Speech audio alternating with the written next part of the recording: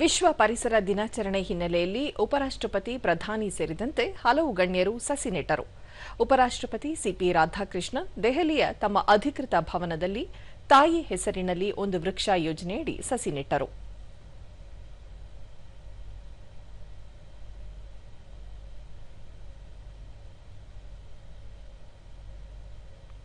ಪ್ರಧಾನಿ ನರೇಂದ್ರ ಮೋದಿ ಗುಜರಾತ್ನಲ್ಲಿ ಗಿಡ ನೆಟ್ಟು ನೀರೆರೆದರು. हजारों करोड़ रुपए की परियोजनाओं की सौगात देंगे। अपने आप में बेहद महत्वपूर्ण प्रधानमंत्री का ये ರಕ್ಷಣಾ ಸಚಿವ ರಾಜನಾಥ್ ಸಿಂಗ್ ಲಖನೌದ ಸೇನಾ ದಂಡು ಪ್ರದೇಶದಲ್ಲಿ ಸಸಿ ನೆಟ್ಟರು. ಬಳಿಕ ಮುಂದಿನ ತಲೆಮಾರಿನ ನಾಗರಿಕರಿಗಾಗಿ ಸ್ವಚ್ಛ, ಸುಸ್ಥಿರ, ಹಸಿರು ಪರಿಸರ ಉಳಿಸಲು ಒಗ್ಗೂಡಿ ಕಾರ್ಯನಿರ್ವಹಿಸೋಣ ಎಂದು ತಿಳಿಸಿದ್ದಾರೆ. ಕೇಂದ್ರ ಪರಿಸರ, ಅರಣ್ಯ ಮತ್ತು ಹವಾಮಾನ ಬದಲಾವಣೆ ಖಾತೆ ಸಚಿವ ಭೂಪೇಂದ್ರ ಯಾದವ್ ದೆಹಲಿಯಲ್ಲಿ ಸಸಿ ನೆಟ್ಟು ನಮೋ ಆಕ್ಸಿಜನ್ ಪಾರ್ಕ್ ಯೋಜನೆಗೆ ಚಾಲನೆ ನೀಡಿದರು.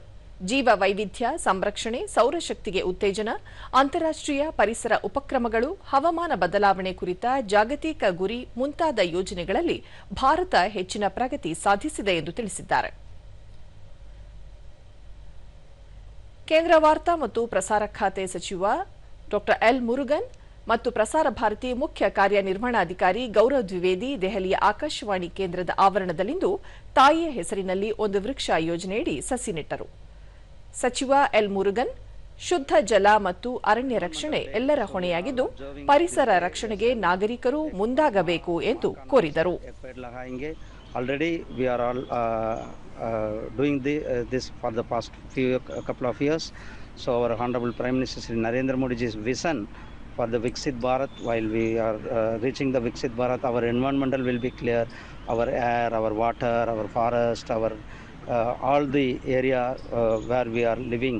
So we will take a pledge on this day to protect the environment, and we will be the leaders to protect the environment.